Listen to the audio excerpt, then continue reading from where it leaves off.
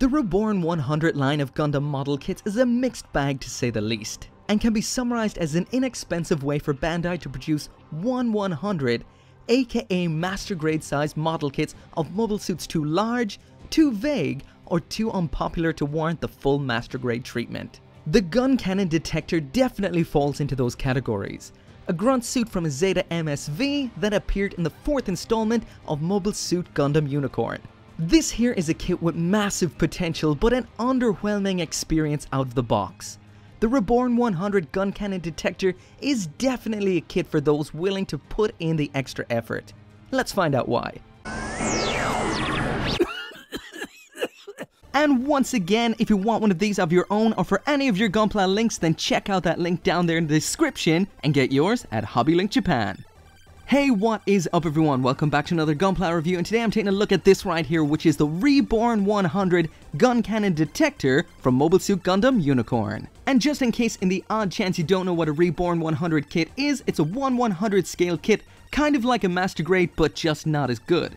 Essentially a cheaper way for Bandai to make the less popular and maybe bigger or bulkier model kits at the same scale as a master grade. Anywho, as for the box itself, the only thing interesting on here is this. Apparently this contains a weapon for an upcoming premium Bandai kit, which is an odd thing to say the least. I guess it's essentially like bait to buy that kit, maybe? But as for this kit, it'll cost you about 4,000 yen. In this box we get 9 brand new runners, that's 2,007 for the 1/100 gun cannon detector, a set of standard Reborn 100 polycaps, 2014, a 10th runner for this kit, that's runner F1, which is made out of floppy rubber, and the last runner in here then is the one for the 170mm cannon, that's 2017 as well, and that's for the premium Bandai Nemo. The last couple of things in the box then is a set of sticker style decals, and the foil stickers, and as for why I didn't use the eyes, I'll tell you about that later.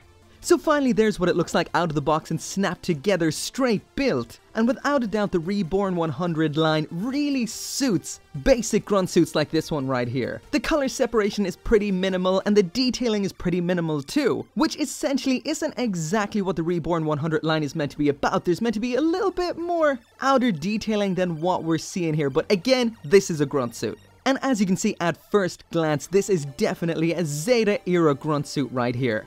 Big feet, Popeye arms, and antennas. Color-wise, this kit is dominated by navy blue, which is split into a darker navy blue as well as the standard one. We've got the bluish grey of the inner frame, those dark navy blue rubber parts. Nothing says shoot here like a burning crimson cockpit. And finally we've got clear green on the visor, and you can see in there, not very well though, that you can see into the inner parts of the head. So if you do use those foil stickers like the ones I showed you earlier on, you'll be blocking up all that detail.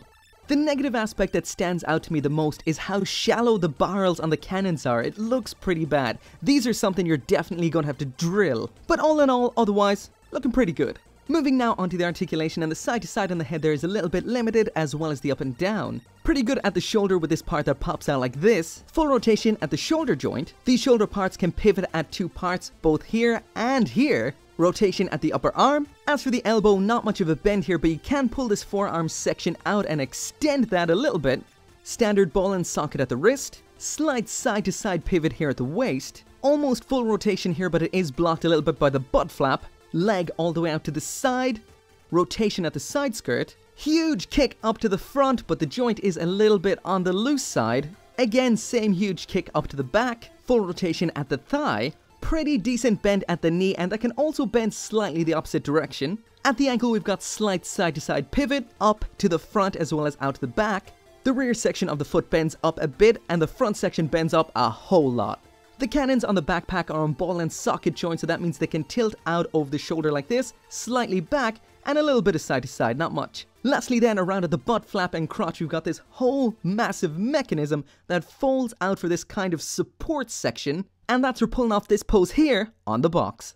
As for the accessories, here's the gun cannon detector with everything that it comes with, and as you can see, that's not a lot. If you ignore the cannon that isn't actually for this kit, then all you're left with is the beam rifle. And the base adapter, almost forgot. The rifle itself is pretty basic. We've got a clear piece for the lens as well as this moving part up here. And as for the cannon, that is pretty basic as well, but it is pretty big and looks pretty decent. To attach the beam rifle, you just pull off the fingers like this and attach the tab of the beam rifle into the palm of the hand. Then pop the fingers back on, and sadly, as you can see, the joint is a little bit on the loose side for holding this up, which isn't unusual for a Reborn 100. And sadly, the design for that cannon isn't exactly the same, so this isn't 100% compatible with this kit right here. But regardless, it can hold it, although somewhat awkwardly. So that is it for the review, and all I can say is this is kind of what Reborn 100s have been like. It's a little bit on the loose side, definitely not on master grade level, and honestly I feel this is more of a project Gunpla than anything else. If you're gonna paint it, modify it, perfect, then it's for you. If you want it right out of the box, it might be good as a display piece for with some unicorn stuff, but really this is a kit that will need some love to be perfect. But anyway, as always, thank you very much for watching, and I have some good news besides the fact that we hit 100,000 subscribers, which thank you to everyone for. I will make a proper video for that sometime soon. But thankfully, the Dark Ages will be ending really soon, so that should be in the next 2 to 3 weeks, and I'll get things back to the way that they should be. But anyway, once again, thanks everyone for watching, thanks for the 100k subs, and as always, if you want one of your own, check out those links down in the description, and I'll see you next time.